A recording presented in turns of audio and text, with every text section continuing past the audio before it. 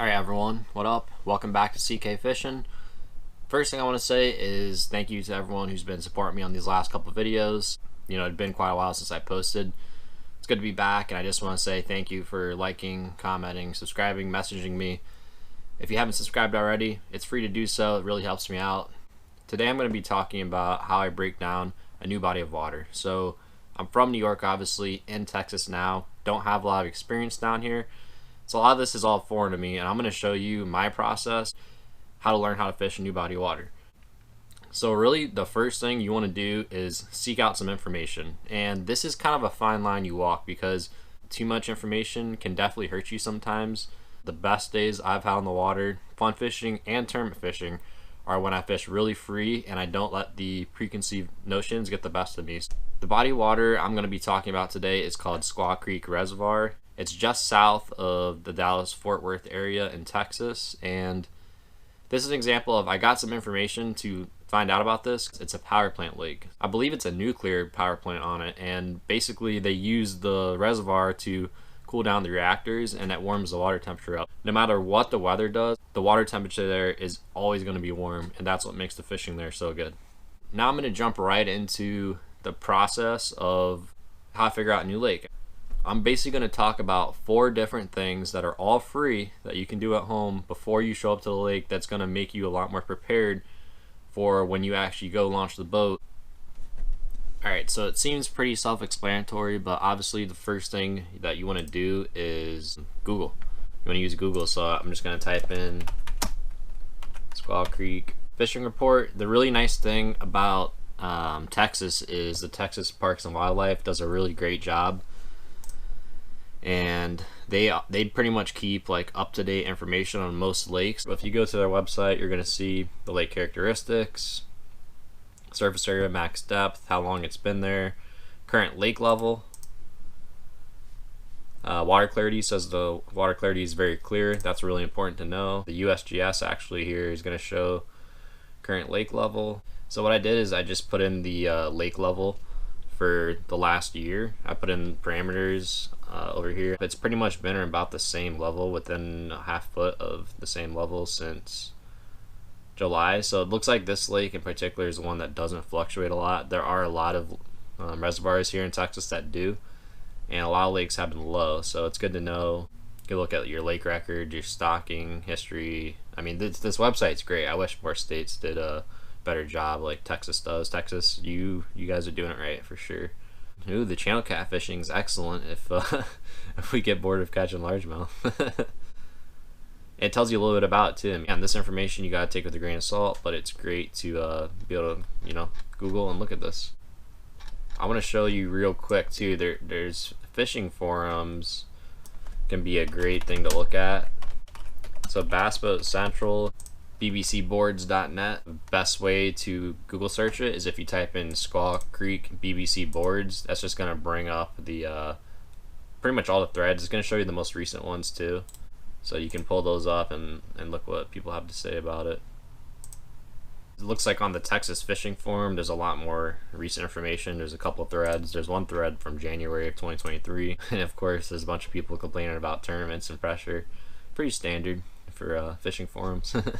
So once you do some Google research, you look at some forums, you look at some information on Google, you look at the Texas Fish and Wildlife website. Pretty much any state you're in is going to have a website. Some of them are going to suck, guaranteed. New York State, who said that? Next thing you're going to do is you're going to pull up Google Earth. And Google Maps works too, but I'm gonna show you why I like Google Earth better than Google Maps. So I have it pulled up. I have the desktop version pulled up here. There's also a web version. All you do is just download it, Google Earth Pro. Download it from. It's free to download. Everything I'm showing you in this video is free, and I thought that was important. I don't want to do anything you have to pay for.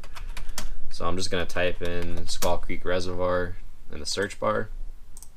It's gonna bring me right to it. But right here off the bat, it looks weird. The image, I'm thinking this is fog or clouds that got in the way of the satellite, and I'm going to show you right here why I like Google Earth. If you go to View, Historical Imagery, now there's going to be this toolbar up here where you can scroll and you can switch it. So I just changed it to 2019 where that image was better over here, and now all of a sudden the whole lake you can just see it so much better. And you can even use this in conjunction with USGS, and you can look at it in 2019, so you know what the water level was like December of 2019. The water was quite low. It was down, it's about the lowest it's gotten in the last 3 years, down about 2 feet below level, which is actually a good thing because it's going to show us some things on the shoreline that are now going to be covered because the water level is 2 feet higher. This is why I think Google Earth is pretty sweet. You don't just look around on this and see what we see. I mean, obviously there's a dam right here. You can zoom in pretty far on this thing too. Look at the shoreline. I can see some timber over here. You know, this all looks bassy, you know. Obviously there's not gonna be any docks in this. It's a power plant lake. It looks like standing timber is gonna be the main thing I'll be fishing. And it looks like some, you know, the whole shoreline pretty much looks rocky. Or that's gotta be a spawning creek, and that's not blocked off. That's something I'm gonna go look at. Creek mouths are always a good starting point, like no matter what time of year. They always seem to attract fish, especially creek mouths with structure around them, and because it's pretty much guaranteed there's going to be structure, there's going to be current, there's going to be some shallow flats where the sand or gravel gets deposited. The next thing I'm going to show you, and you can do this in conjunction with Google Earth, you're going to go to the Navionics chart viewer. It's automatically going to put you at your location. I think it's more detailed. Well, this is pretty detailed. I think if you, I mean, you can do this on your graphs too if you have a boat, but if you're a bank fisherman, kayak fisherman, don't have graphs, this Navionics chart viewer is free for everyone. So this is just going to show you the contour lines of everything. So this is where I saw that one creek. Yeah, creek bed right here. Yeah, they weren't kidding. This lake is pretty deep. Road beds are always good to focus on in the wintertime from what I've told. I have not, again, really experienced it yet. I'm not an expert. I'm not trying to claim to be an expert. I'm just trying to show you guys some tools that are going to help you out you might have not known about. It can be kind of overwhelming looking at this too, and this is even a smaller lake, so I know I'm launching up here. Since it's my first time here, I honestly, like, what I like to do a lot of times, first time showing up at a place, is just choose a section of the lake and just try to focus in on it. Shallow, looks like maybe some grass back here. Oh no, those are beds. Those are a bunch of freaking, you can see the beds on Google Earth. That's funny. Probably tilapia, probably not bass. So the final thing I want to show you guys is YouTube. Again, this might be obvious stuff, but I don't know, sometimes you just don't think about some of the things that are available to you.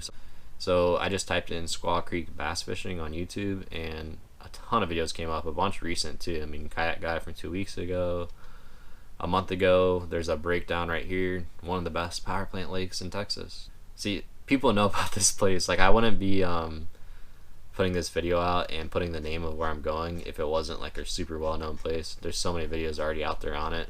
If I was like fishing some little secret lake, or I got some juice sent to me where people told me to keep it on the DL, I would not be doing a type of video like this. I just figured this is a great opportunity to post, you know, breaking down a new lake, because this is a super well-known lake that gets a lot of pressure but is also really good fishing. So yeah, I'm gonna watch a bunch of these. Like, this is fun to me. I love doing this. Like, I'll spend 2 hours probably maybe more looking at all this kind of stuff and just tying it all together, like looking at the map compared to Google Earth, compared to my information, compared to what I read on the forums, compared to what I see on YouTube. And I think the most important thing when you're doing all this is don't let yourself get overwhelmed. It can be easier said than done. I've let myself get overwhelmed before, but just take things with a grain of salt. Just try to give yourself an idea where to start, a couple areas to start. Let the fish give you the clues and try to be in the moment once you physically get there. So this is, you know, the end of the first part of this video. Basically, to sum up, you know, I talked about getting your information to start, talked about the different free tools that are available to you, why I like certain things, certain websites that are really useful, and now tomorrow morning we're gonna get out there bright and early, put in a day of fishing, and kind of show you guys if this research helped me at all, if it hurt me, how we catch them. So let's get right into that. Go with something I've caught a lot of fish on. There's one. Let's go. Let's